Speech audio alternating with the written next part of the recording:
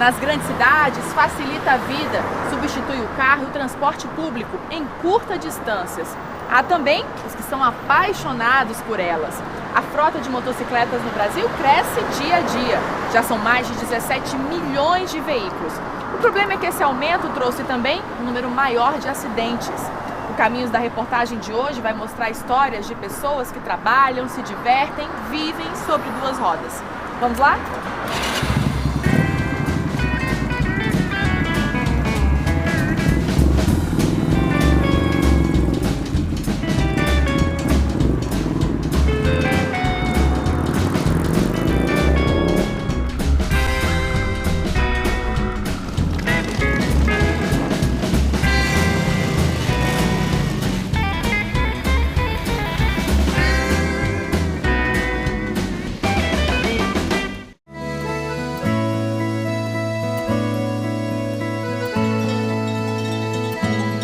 Do alto da serra, lá vem a boiada.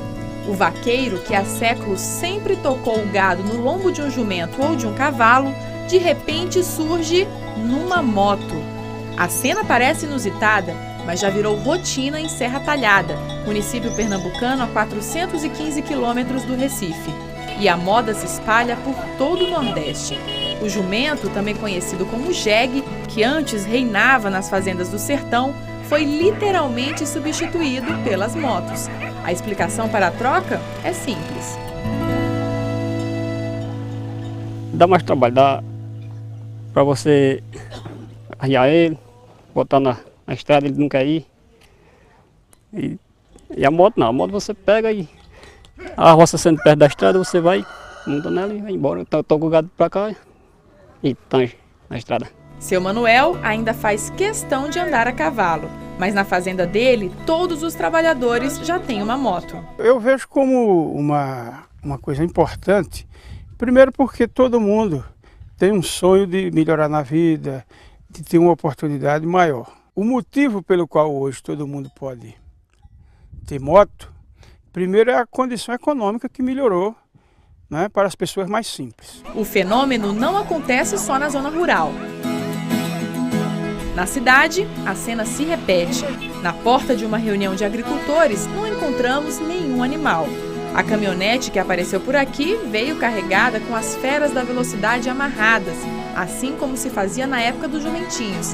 E para matar a saudade dos velhos tempos, algumas vêm com as selas. A cidade, que nasceu no pé da serra, hoje já tem a maior frota de motocicletas do sertão pernambucano. Há 10 anos, elas eram raras por aqui, mas o município se desenvolveu economicamente. E um retrato disso é o crescimento do número de motos. São mais de 12 mil.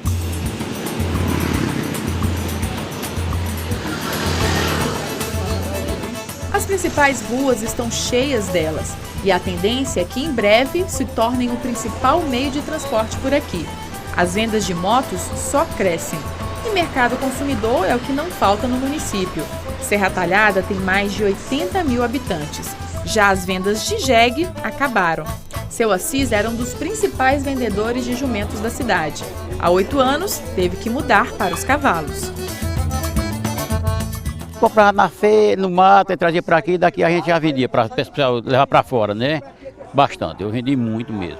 Atualmente, até a venda de cavalos está dando prejuízo. Rapaz, é o tempo o tempo fez isso. Porque ninguém quer, mas para que quer? Porque você vai sair de casa é de moto, vai chegar para todo canto que chega hoje é de moto, não é verdade? Aí quem é que vai querer um animal para quê?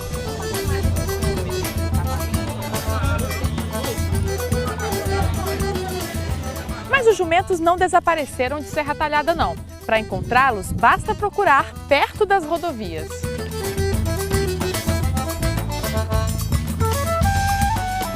E eles já fazem parte da paisagem. Soltos, largados no meio do mato, estão por toda parte. Mais resistentes do que o gado, os jumentos são como o homem sertanejo, que enfrenta as piores secas e sobrevive. Às vezes dividem espaço com as responsáveis pelo seu abandono ou atravessam no meio dos carros com risco de provocar acidentes. Aqui nessa frente, aqui na BR-232, eu acredito que esse ano já morreram mais de 10 pessoas, de choque, o cara vem de São Paulo, como eu vi outro dia, o caminhão vinha do Piauí, uma caminhoneta vinha do Piauí, bateu no jumento, pessoa acidentada, carro danificado, prejuízo e o jumento morto na beira da estrada.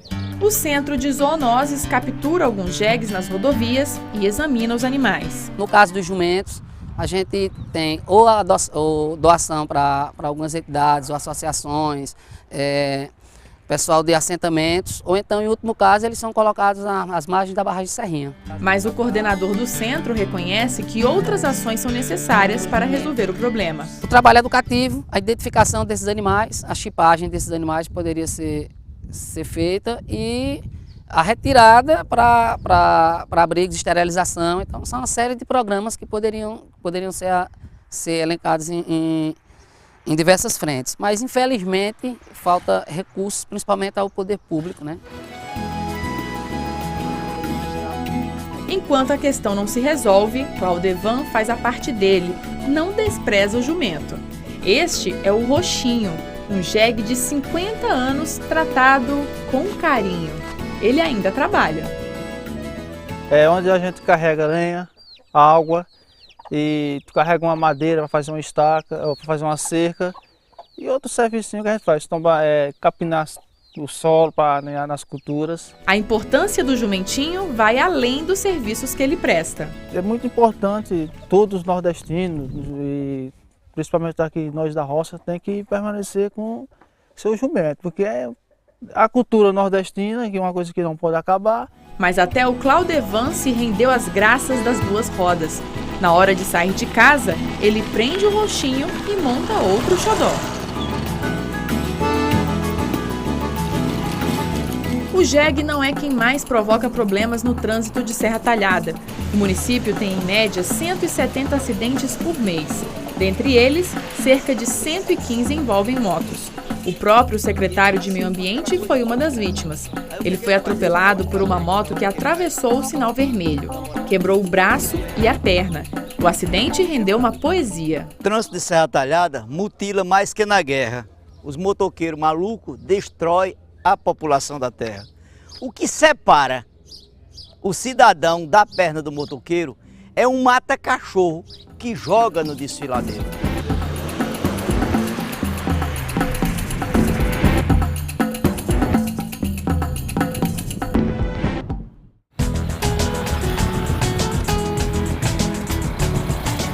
Você já imaginou uma cidade lotada de motos, tão cheia que é até difícil atravessar a rua? Essa cidade está a quilômetros de Manaus, no meio da floresta amazônica, e faz fronteira com o Peru e a Colômbia. É Tabatinga, que já foi considerada a cidade com maior número de motos por habitantes do mundo.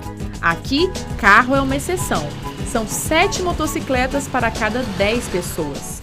Aqui em Tabatinga, há cerca de 40 mil motos para uma população de 55 mil pessoas. Isso dá, em média, 2 motos por família.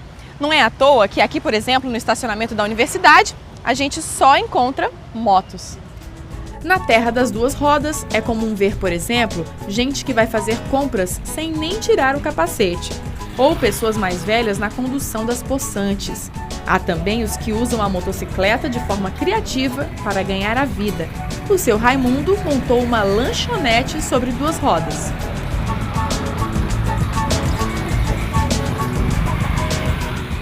Olá, seu Raimundo. Olá, boa tarde. O que você tem aí para nos mostrar? Aqui eu tenho um salgadinho de macaxeira com ovos, com carne, cachorro quente e frango, né? E aqui eu vendo suco de morango com leite, buriti, cupuaçu e maracujá, frutas da região. E é tudo baratinho? Tudo baratinho, super barato. Custa R$1 apenas cada salgado e cada açúcar. A merenda completa é R$2. Vende muito? Vendo uma faixa de uns 200 diários.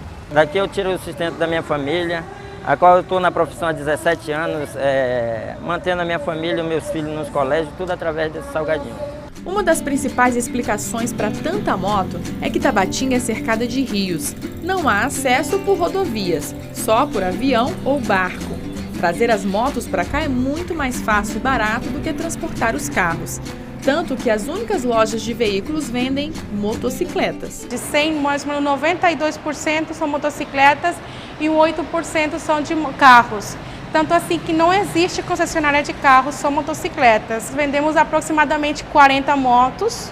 Em consórcio vendemos 30 consórcios ao mês. Com tantas motocicletas, Tabatinga é campeã também no desrespeito à legislação de trânsito. Muitos condutores não usam capacete. Famílias inteiras andam apertadas na mesma moto.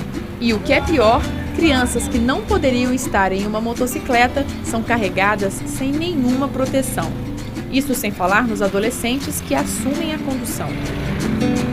Adolescentes de 14, 16 anos já adquirem uma motocicleta. Entre os adultos, poucos passaram por um centro de formação de condutores. Há uma grande maioria de pessoas não habilitadas, mas que hoje já estão à procura, estão procurando se habilitar. Então, aos poucos está aumentando esse número. O resultado são os acidentes, em média 7 por dia, 5 com maior gravidade. Não há fiscais do Detran em Tabatinga. O órgão atua raramente. Fiscalização já faz mais ou menos uns 3 anos e meio que não vem. Vem de Manaus? Como é que é? É de Manaus para Tabatinga. Mas há condutores treinados para respeitar as regras de trânsito em Tabatinga, os mototaxistas.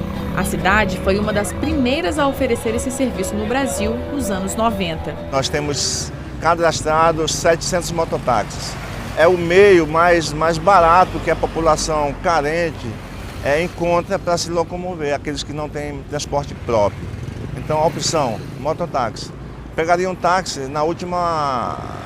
só numa extrema necessidade. Se precisar de mototáxi por aqui, pode ficar tranquilo. Eles passam o tempo inteiro. Lá rápido. Tá com pressa também. Qual a vantagem de ser mototaxista? Porque não tem outra opção, né? Não tem profissão, a gente não tem aqui muito emprego, né? Opção de emprego. Os serviços de motofrete e os vendedores ambulantes motorizados também estão por toda parte. É muito bom, porque todo mundo se beneficia das motos, né? É um multiuso. A vezes lo usa para um serviço público, alternativo e serviço de trabalho, né? Que todo mundo usa. Por exemplo, esse é um serviço para manter uma família. O mundo sobre duas rodas em Tabatinga também apresenta algumas particularidades, graças à fronteira com a cidade de Letícia, na Colômbia. Os brasileiros acabam imitando alguns costumes vizinhos que não são permitidos no Brasil, como o de usar um tipo de capacete aberto que não protege o maxilar, ou transportar crianças. A lei colombiana permite, desde que os menores estejam com um capacete infantil. E vem do país vizinho também um tipo de moto bem diferente, o tuk-tuk. Ele não está autorizado no Brasil, mas pode circular em Tabatinga para deixar passageiros que vêm de Letícia. E é para lá que nós fomos conversar com os tuk-tuqueiros. Yo cuando recién llegué aquí hice mototaxi, pero ahorré unos pesitos, me compré el carrito por el sol, de pronto más rentabilidad. Más como por la gente, ¿sí me entiendes? La gente utiliza mucho, llueve el tuki-tuki y es más económico el pasaje. Un taxi va encerrado, y aquí pues van bien mirando para lado y lado la gente y van bien cómodos. Otra que no les gusta el casco, a la chica les gusta más el tuki-tuki. ¿Ah, sí? Al turista le gusta el tuki-tuki, al turista y al brasilero. Esos son nuestros clientes preferidos, brasileiro de Tabatinga y turistas de afuera. Mas por que o tuk-tuk é considerado uma moto? Es dirigido como la moto Vespa, que es muy conocida mundialmente. Es cambios, acelerador, freno, igual que la Vespa. La conducción de adelante es como una moto. Y atrás viene lo que es la alteración del motocar, que viene con el motor de 125 de moto. Y tiene gran fuerza. ¿Pero es fácil de conducir? Fácil, son 3 cambios, freno, acelerador. Reversa, tiene reversa. É claro que eu não podia perder a oportunidade de andar num tuk-tuk. Então vamos lá? Venha você também, entra aqui. A viagem é divertida e confortável. Eu recomendo.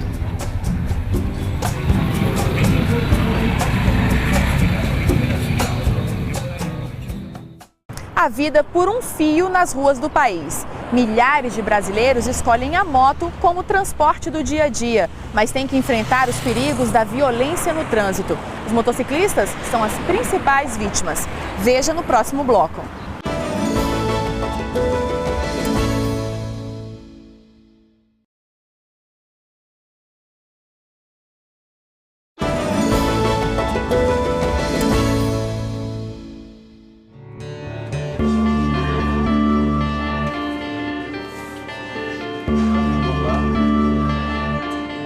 A falta de movimento no corpo é um limite a ser vencido dia após dia. E chegando ao hospital eu tive essa notícia de que eu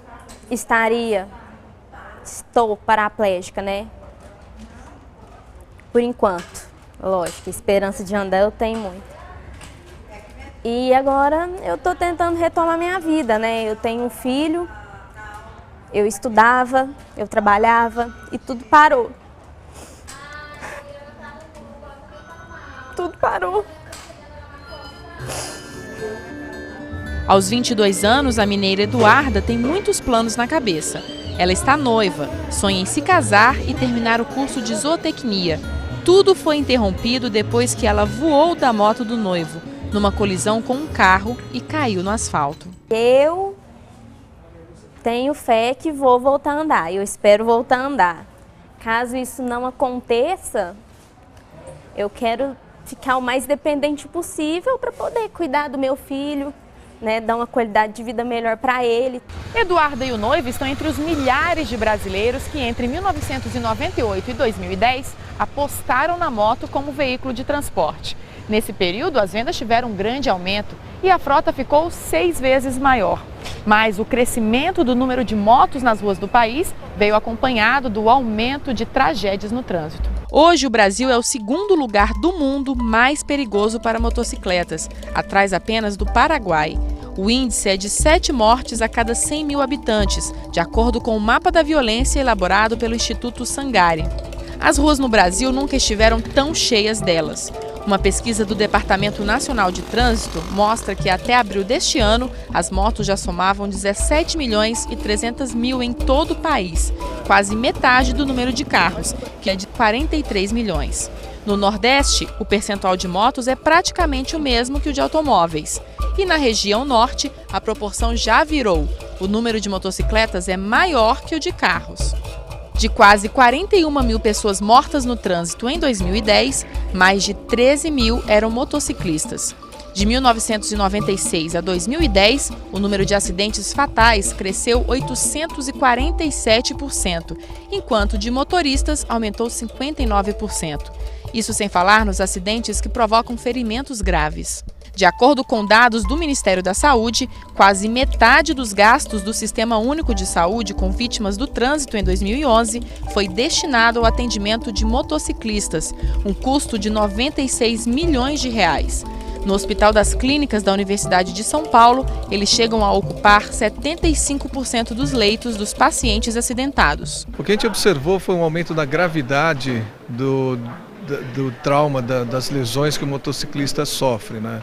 Então, ao longo dos anos, a gente percebeu que eles chegam com mais fraturas, então eles têm mais de uma fratura, geralmente membros inferiores, e alguns deles, membro inferior mais abdômen, tórax ou crânio, e cada uma dessas fraturas uma gravidade maior. Mas a maioria dos casos recuperam e acabam voltando para a moto e voltam aqui pós outro acidente. É o caso do Tiago. Desta vez, ele derrapou na chuva e quebrou o pé, mas ainda não vai aposentar a motocicleta. Eu mesmo gosto de andar de moto. Por mim, eu andava só de final de semana de moto, mas também tem a necessidade, também é mais prático. Em questão financeira também é bem interessante, tem várias vantagens. O Wallace também já caiu algumas vezes da motocicleta. Na última, teve que passar por 3 cirurgias e várias sessões de fisioterapia. Ele espera voltar a andar de moto o quanto antes, porque acredita que é o melhor meio de transporte. Eu uso para ir para o trabalho também.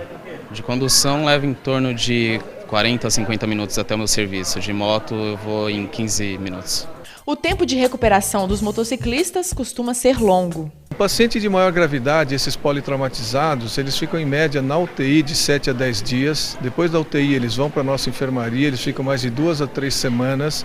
E nessas 2 a 3 semanas sofrendo mais 1 ou 2 cirurgias para corrigir todas as fraturas. Então só aí nós estamos falando em quase 1 mês de internação, mais todo o tempo de reabilitação, que pode chegar aí mais 9 meses a 12 meses para uma recuperação desse paciente. Os motociclistas também são as principais vítimas de lesões graves que prejudicam ou até impedem a pessoa de andar e fazer determinados movimentos. Aqui no Hospital Sara de Brasília, que faz parte da principal rede de atendimento público no país para o tratamento do aparelho locomotor, metade dos pacientes envolvidos em acidentes de trânsito estava em uma moto. A maioria é jovem, entre 20 e 39 anos. Foi aqui que encontramos Sandro, que se acidentou há 8 anos em Rondônia. A vida depois do acidente ficou muito difícil, mas com o tratamento já consegue dar alguns passos. Conseguiu até retomar o trabalho de agricultor, mas parou para se dedicar só ao tratamento. O cenário do acidente não poderia ser pior. Era noite, ele estava sem capacete na chuva e caiu de cima de uma ponte. A pessoa sai de casa assim, sem imaginar o que pode acontecer. Sempre pensando assim, positivo, não, eu vou e volto, não vai acontecer nada. E onde eu acidentei era a estrada que eu passava todos os dias. Todos os dias. E nunca imaginei que isso poderia acontecer. Além da falta do capacete, os acidentes se tornam mais graves também pelo excesso de velocidade e pela ingestão de álcool. Pesquisas revelam que ações de educação no trânsito diminuem a incidência dessas infrações. Nós temos desenvolvido campanhas educativas e informativas visando a redução de acidentalidade. O que nós percebemos que em todas as campanhas que elas são feitas em feriados prolongados, em todos eles houve diminuição de número de acidentalidade nas estradas e de mortes também. Para os especialistas, é preciso fazer muito mais. A primeira coisa que a gente precisa, de imediato, é a fiscalização severa e a punição severa. A punição severa com multas semelhantes à lei seca, R$ 1.900. Dobrar numa segunda infração. Se nós temos isso, nós estamos de maneira ostensiva machucando as pessoas, machucando o bolso das pessoas e, logicamente, fazendo com que o indivíduo se sinta responsável e passe a se conduzir de maneira a não transgredir as regras de trânsito. Em grandes cidades brasileiras, uma alternativa em teste para diminuir a guerra no trânsito é separar as motos dos carros. Nós sempre sugerimos que haja um espaço diferenciado para essa motocicleta. Pode ser uma motofaixa, pode ser uma via exclusiva para as motocicletas, como tentaram criar aqui em São Paulo. Mas juntos não é compatível. Desde maio, a capital paulista lançou as faixas de retenção exclusiva para motocicletas. Quando o sinal vermelho acende nos cruzamentos, ciclistas e motociclistas agora têm uma área reservada à frente dos carros. Quando o sinal abre, não há mais a disputa de espaço entre motos e carros, que muitas vezes provoca quedas, atropelamentos e até acidentes graves. Essa disposição ajuda também em termos de segurança, porque o motociclista que tem a moto tem uma agilidade maior na partida e tem um porte menor, os motociclistas são visíveis, estão sendo vistos pelos motoristas. Então isso ajuda e evita que, depois dos pelotões estarem se deslocando, que haja esse comportamento do motociclista tentar ultrapassar o carro, às vezes onde não tem espaço. A faixa é uma reivindicação antiga dos motoboys. Há 18 anos, Ivanildo trabalha todo dia em cima de uma moto e vive diariamente os problemas nos semáforos. É muito importante, porque eu mesmo já vi vários acidentes assim. O carro passa em cima do pé do motoboy, já passou em cima do meu. Acredito que todo mundo que trabalha na rua já aconteceu isso, então eu acho que isso aí é um negócio importante. Eu vi já essa faixa. As faixas de retenção já existem em países da Europa, como a França e a Áustria. Nesses locais, houve redução do número de acidentes. Motociclistas preparados, bem instruídos nos centros de formação de condutores, ajudam a reduzir a violência no trânsito. Mas será que essa formação no Brasil é eficiente? No Rio Grande do Sul, a categoria quer mudanças nas escolas que ensinam a dirigir motos. O maior problema, a maior causa que nós temos hoje é o sistema de formação. Ele é matador.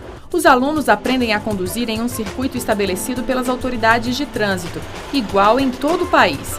E aqui mesmo fazem o teste do Detran para conseguir a carteira de habilitação. O percurso é um circuito fechado, onde o aluno tem que passar por vários obstáculos, como por exemplo o sonorizador, que é um redutor de velocidade. Ele mostra que em seguida vem uma curva e a parada obrigatória. Logo em seguida vem o slalom, que é o contorno dos cones para pegar em seguida a prancha. Ela tem 3 centímetros de altura e é bem estreita, que é para treinar o equilíbrio. Vem depois o labirinto, em que o aluno treina o uso das setas, e o 8, onde o aluno dá várias voltas. Quando ele vai fazer o exame dele para habilitar-se, receber a primeira permissão, ele tem conhecimento dessa pista, mas quando ele vai para a via, onde enfrenta carros, outros usuários da via, ele não sai com aquela habilidade no sentido de parar o veículo. O que precisa ser feito é que ele tenha contato com a rua, que ele tenha contato com o sistema externo, com outros usuários da via. E isso não ocorre. Essa ideia está em discussão nos órgãos de trânsito.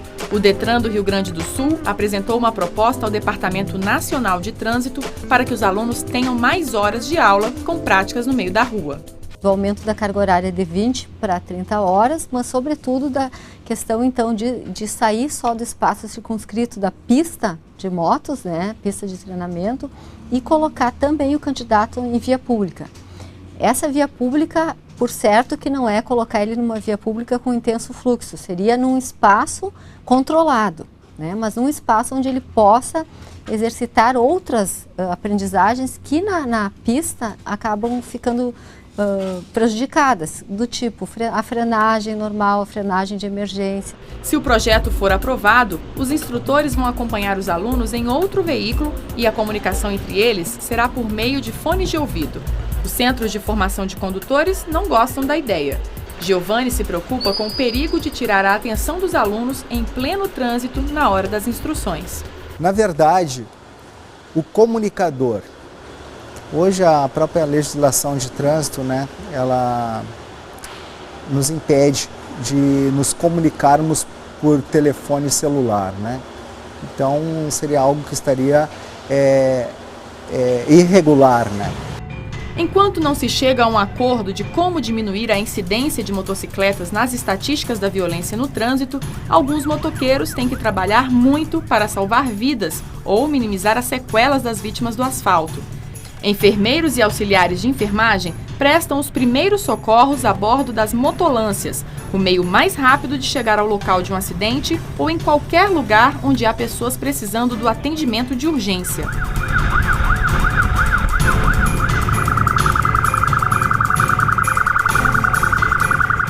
A motolância foi criada em Brasília e faz parte do Serviço de Atendimento Móvel de Urgência, o SAMU. Hoje ela já está presente também em São Paulo e no Recife. O serviço que deu certo, né? A porta dele foi lançada em 2008, o serviço começou em 2009. Os atendimentos têm sido feitos com, assim, nós temos hoje uma estatística, nós atendemos mais ou menos 850 ocorrências graves por mês. E nós conseguimos reverter 5 paradas cardíacas por semana. A equipe de atendimento de urgência acabou de receber um chamado e a gente vai acompanhar. Senhor, alguma referência do local aí, por gentileza? Ok, positivo deslocamento.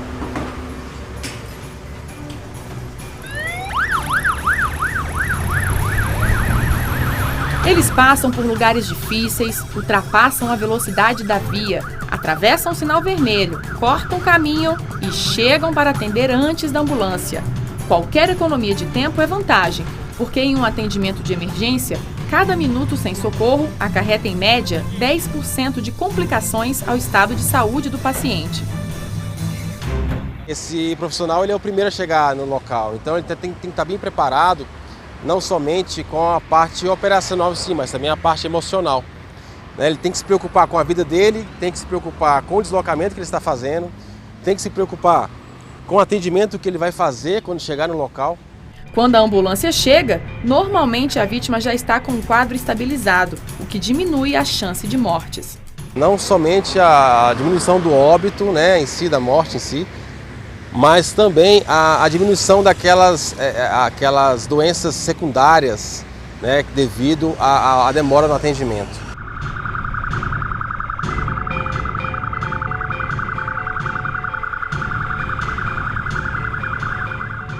O uso cada vez maior de motocicletas como meio de transporte não impede que as possantes de duas rodas continuem a ser veneradas por quem gosta de aventura, liberdade e até status. No próximo bloco você vai conhecer quem são e como vivem os apaixonados por motos.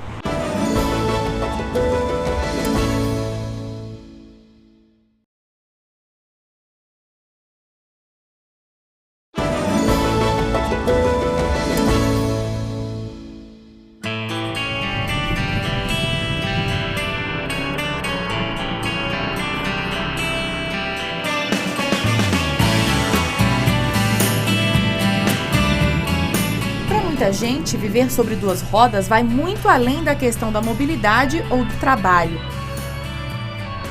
São os amantes da aventura, da velocidade, da liberdade.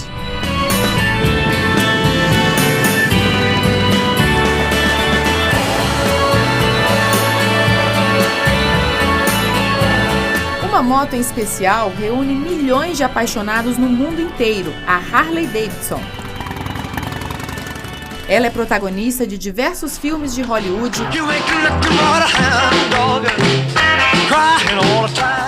a estrela da Rota 66, a rodovia mais famosa dos Estados Unidos, e figura emblemática no mundo do rock.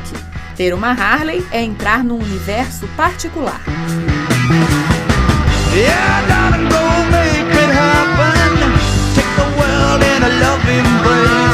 A Harley tem alma. É muito mais que uma motocicleta, é um estilo de vida, é um estilo de liberdade. Então, mais do que a moto, é toda a amizade que reúne as pessoas apaixonadas por liberdade. Só a Harley ganha festa de aniversário no mundo inteiro. Na Itália, a centenária mereceu até a bênção do Papa Francisco.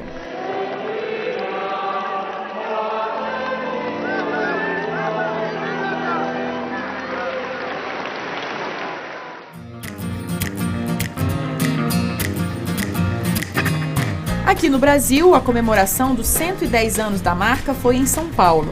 As homenageadas e seus donos lotaram as avenidas paulistas com um desfile de cerca de 1000 motos.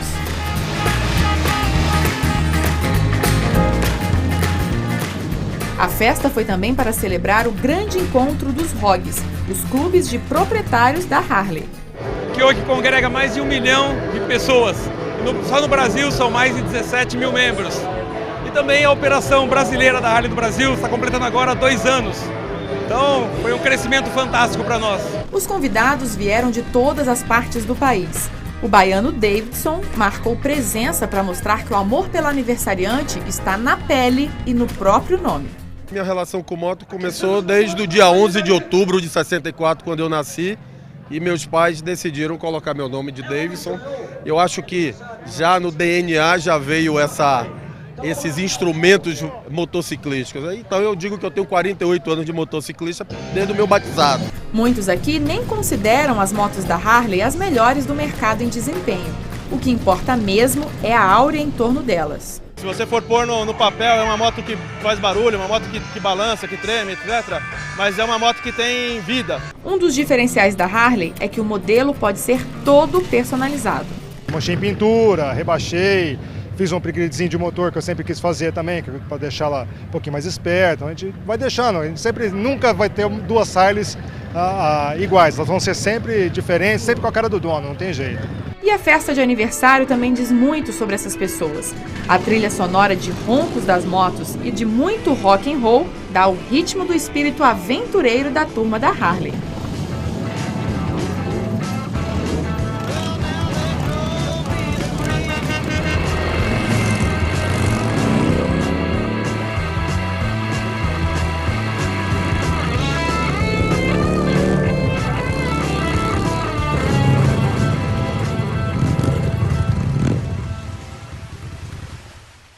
Em Gramado, no Rio Grande do Sul, elas são homenageadas o ano inteiro no Museu da Harley Davidson. Logo percebemos o que é estilo Harley na decoração do ambiente. O lugar parece um pub americano, com iluminação especial de neon. Aqui os visitantes encontram mais de 20 modelos restaurados, dos mais antigos com um século de história aos mais modernos. Em 1903, os amigos Harley e Davidson, cansados de ter que pedalar, tiveram uma ideia: instalar um motor em um quadro de bicicleta. Eles tinham alguma experiência porque trabalhavam na indústria automobilística. Os amigos então montaram uma fábrica de apenas 15 metros quadrados no quintal da casa do Davidson, com a fachada exatamente como esta. E escreveram na porta o nome Harley Davidson Motor Co. Nascia assim a lenda sobre duas rodas. Eles criaram uma moto com um motor um pouco mais fraco, na verdade, no começo. Então eles andavam somente em linha reta. E aí depois, mais tarde, foram aumentando potência para subir ladeiras e até corridas de Harley. E aí, com o tempo, surgiu uma negociação com o exército americano e foi onde eles conseguiram fazer a primeira grande venda. Aqui a gente descobre como começou a associação da Harley ao rock and roll. A gente está aqui ao lado de uma Panhead, uma das motos que pertenceu ao Elvis. Foi com esse aparecimento do Elvis, essa demonstração de paixão dele com as Harleys, que surgiu esse Harley, Elvis e rock and roll. O museu é o único da Harley Davidson na América Latina. Ele recebe em média 1000 visitantes por dia. São apaixonados por motos ou apenas curiosos, dos mais experientes aos iniciantes no mundo sobre duas rodas. Estou amando aqui. Tirei fotos para levar para meus netos, porque eles gostam muito de moto, só que meus filhos não deixam comprar, como eu não deixava eles comprar também. Então eu amei, isso aqui é muito bonito, valeu a pena.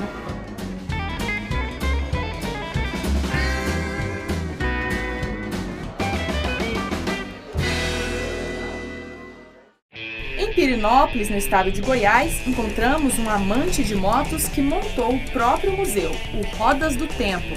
Ao longo de toda a vida, Augusto César vem colecionando motos antigas de diversas marcas. Muitas delas estavam abandonadas. Augusto fez questão de restaurar uma a uma. Hoje, 160 motocicletas, bicicletas motorizadas e scooters fazem parte do acervo. Algumas são históricas. Essa é uma moto DKV do ano de 1938. É um veículo muito importante na história da moto. Essa moto alemã, nesse ano de 1938, e nessa cilindrada, são 500 cilindradas, foi a primeira moto do mundo com partida elétrica.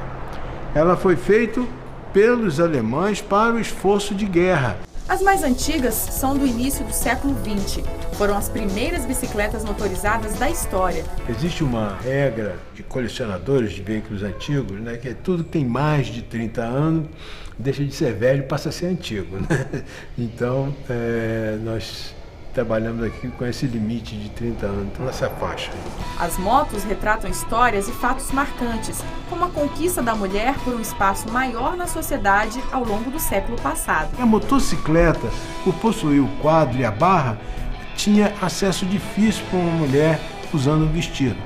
Com a lambreta ou a Vespa, isso era possível, porque ele não tem a barra no centro e a mulher podia prender a sua roupa com as pernas e dirigir o veículo adequadamente. Então, é a primeira vez que a gente vê uma preocupação em atender, né, os diferentes gêneros com um veículo. Cada visitante elege o veículo preferido. Para mim é da Mary Poppins. Uma bicicleta com uma roda tão gigante que eu não conseguiria colocar meu pé no pedal. Normalmente os modelos mais antigos, né? A gente mais impressiona é ver como naquela época, com pouca tecnologia, já se faziam motocicletas de competição.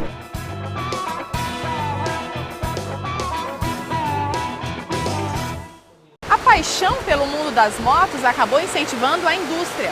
Aqui no Brasil, a gente não tem uma marca de carro genuinamente brasileira, mas de moto tem sim. A fábrica fica em Manaus, no Amazonas. No ano passado, produziu 45 mil motocicletas e, para manter essa produção, emprega 500 pessoas. A cadeia do segmento de duas rodas se destaca por contratar o maior número de funcionários no polo industrial de Manaus. Aqui, o carro-chefe são as motos mais baratas. Dados da Associação Abraciclo mostram que 87% das motos vendidas no Brasil em 2012 foram as de até 150 cilindradas, ou seja, mais econômicas e com menor potência. Então, muitas vezes a pessoa troca o vale transporte para pagar uma prestação de uma moto em 48 vezes. Mas é um consumidor muito racional. Ele olha muito o custo-benefício da moto. Então ele tem que comprar uma moto que vá trocar óleo e colocar gasolina. Somente isso. Motos que dê um baixo índice de manutenção e com peças de reposição baratas. A fábrica tem um centro de pesquisa e desenvolvimento para controlar os índices de emissão de gases poluentes. Os gases vêm através da tubulação, eles são diluídos e através do CVS eles são enviados para esses sacos. Nesses sacos eles são coletados o ar ambiente e o ar da moto, as emissões da moto. Então são enviados para esse equipamento que faz a análise dos gases. A legislação brasileira é cada vez mais rigorosa contra as emissões nocivas ao meio ambiente. A gente fixa limites extremamente rigorosos. Os limites do ano que vem no Brasil serão mais rigorosos do que os da Alemanha, do que os do Japão. A Europa tinha traçado já uma nova fase para o programa deles, recuou. Então a partir do ano que vem as motos brasileiras são as motos menos poluidoras do mundo inteiro. Motos menos poluidoras combinam com desbravadores da natureza. Jean é um dos principais competidores brasileiros de provas de rally. Ele é craque em percursos difíceis no meio do mato ou no deserto. Ele começou cedo, aos 12 anos já praticava motocross. E assim que tirou a carteira de motociclista aos 18 anos, partiu para as aventuras dos rallies. O rally é o que mais desafia o piloto, já que você está andando em lugares que você não conhece, né? Você não sabe qual é o percurso que você vai fazer. Então você tem que pilotar, tem que navegar, porque você tem que saber o caminho, né? A organização te dá o GPS, te dá os mapas, você tem que achar o caminho e você tem que ser sempre o mais rápido possível. Jean acumula diversas vitórias, como o pentacampeonato no Rally dos Sertões, além de vencer 6 vezes o Campeonato Brasileiro de Rally Cross Country. Ele também é o brasileiro com os melhores resultados no Rally Dakar, maior prova da categoria no mundo. Para Jean, nada se compara ao prazer de encarar desafios sobre duas rodas. Como é que você não tem o resultado? Só de ter completado a prova, sente realizado.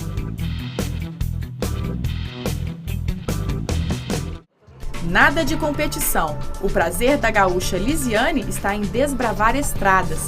Ela conseguiu a proeza de dar a volta no Brasil, passando por 19 estados em cima de uma moto durante 3 meses.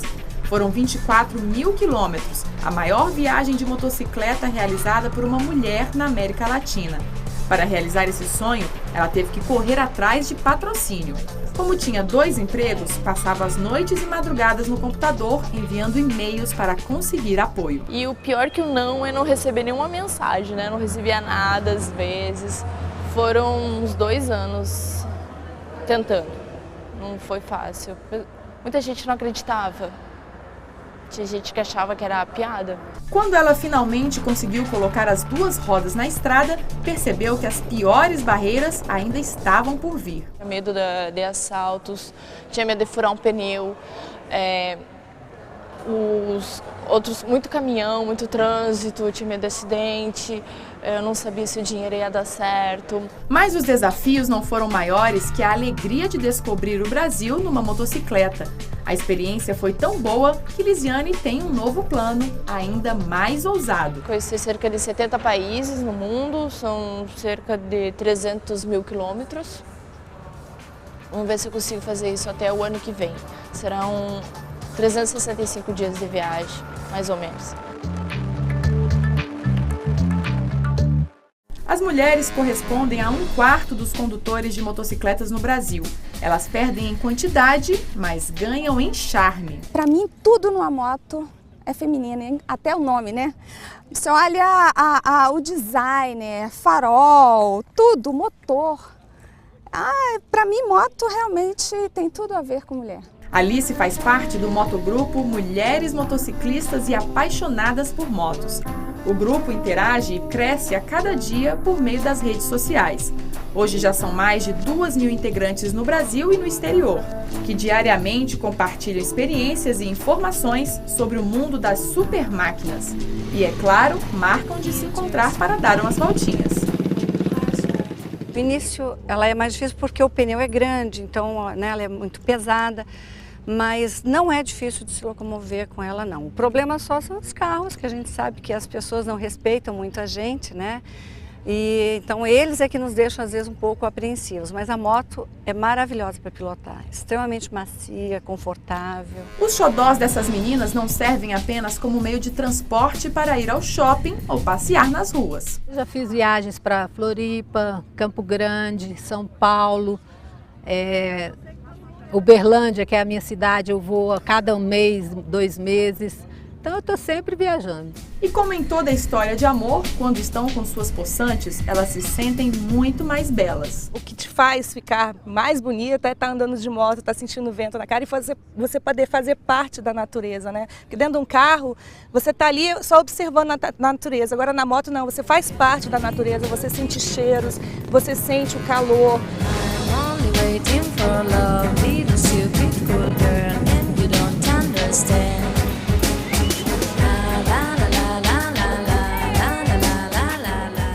Em alguns casos, a paixão das mulheres pelas motocicletas pode ser interrompida pela violência no trânsito. Em Farroupilha, no Rio Grande do Sul, encontramos uma história assim. Débora gostava muito de viajar sobre 2 rodas, mas foi perto de casa que ela sofreu um grave acidente. Quebrou 3 vértebras da coluna e ficou tetraplégica. Quando eu caí, eu já fiquei totalmente imóvel. Eu não sentia mais o corpo, nem tinha movimentos. O que antes era diversão, virou trauma. O trânsito para mim é difícil. Eu fiquei com bastante medo, assim, do trânsito, enfim, de viagens, de tudo, né? Claro que a gente sai, né? A gente viaja, a gente tem uma vida, assim, bastante ativa, né? Mas eu tenho bastante dificuldade.